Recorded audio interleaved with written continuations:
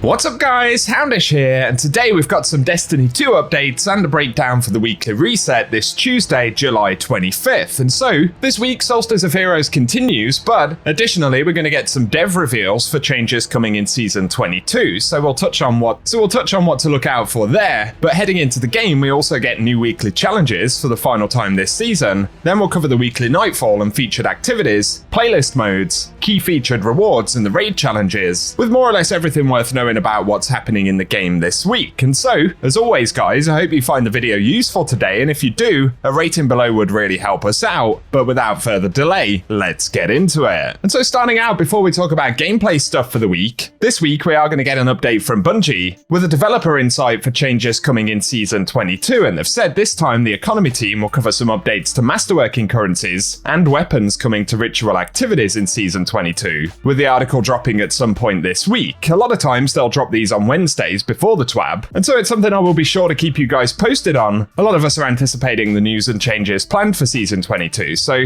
could be a pretty interesting one ahead of the showcase later next month. And additionally, between now and then, it's likely that we'll have a series of different updates from Bungie outlining changes and things they have planned. So if nothing else, the conversation about what's coming down the road will at least get a little bit more interesting. Hopefully we'll get some positive news. And so if you want to be kept up to date with that, be sure to keep it locked and loaded right here on the channel. Otherwise though, as we get into gameplay stuff, this week Solstice of Heroes continues, so if you're working on getting armor, or of course any of the challenges and triumphs for the title for example, then all of that content remains accessible this week. We should also say, while we can't view the Eververse inventory ahead of time, we can expect to see another series of Solstice items in the store, but as always that's something I'll keep you posted with the vendor reset on Tuesday. Up next though, let's get into the seasonal challenges for this week, and it will be the final week of new challenges for the season. So initially there is Wicked Depths to complete the Whetstone encounter in Deep Dives and earn the Wicked Implement Scout Rifle. That one presumably will be retroactive for any folks who've already done it.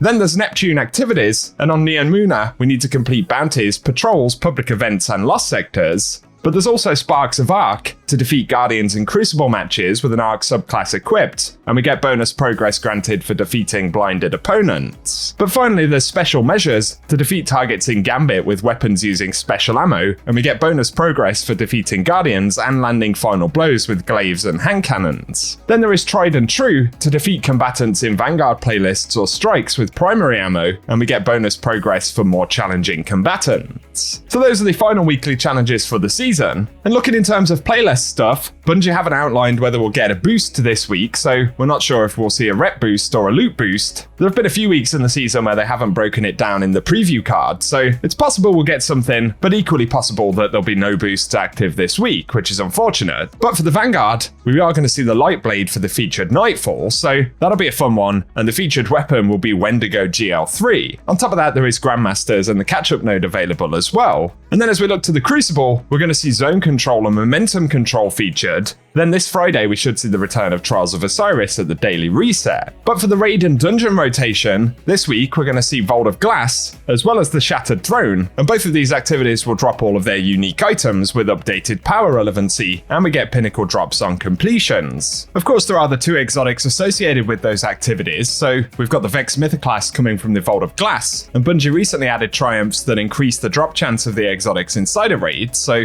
something to look out for there. Of course there is also the Wish Ender, which we can pick up from the Shattered Throne. So if you're missing either of those exotics and are looking for something to do this week, it could be a good time to chase them down.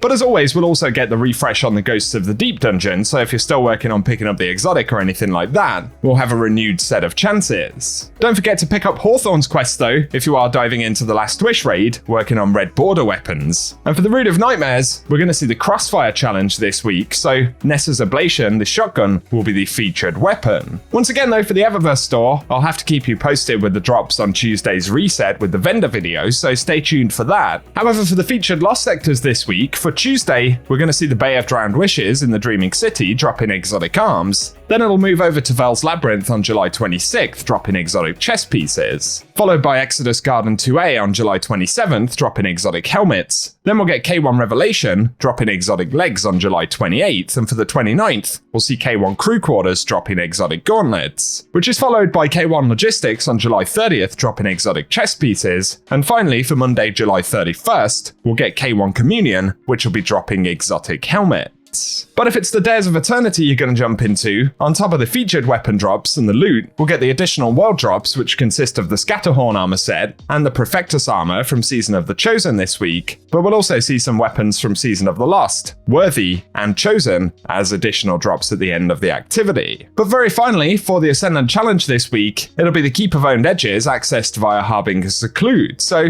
if you want gameplay of how to find that one this week, we will run it at the end of the video. And otherwise guys, that does it for the weekly reset. So we're heading into the final few weeks of the season right here, and if you're curious about changes Bungie will be making in the next season, definitely stay tuned, as I'm sure they'll be talking about that quite a bit in the coming weeks. And then of course, we'll get the showcase on the 23rd of August with the launch of the new season, so that'll be a pretty busy day, and I will be sure to keep you guys up to date. So get subscribed and turn on notifications if you want me to keep you posted, but if you've enjoyed the video today, a rating below really does help us out, and let us know in the comment section if you plan to dive into the game this week. But otherwise, I appreciate you tuning in, and I hope you guys have an awesome day.